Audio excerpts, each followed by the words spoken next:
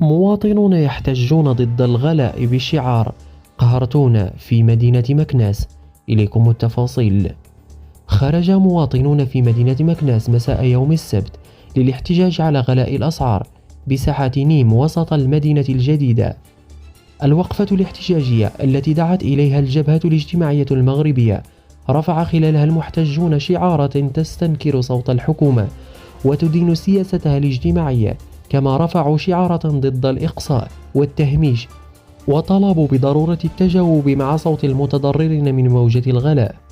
وشهدت الوقفة الاحتجاجية مشاركة متوسطا من طرف فعاليات سياسية ونقابية، فضلا عن مشاركة عاملات شركة سيكوم اللواتي يحتجن منذ أزيد من سنتين للمطالبة بتسوية وضعيتهن وإعادة تشغيل وحدة النسيج.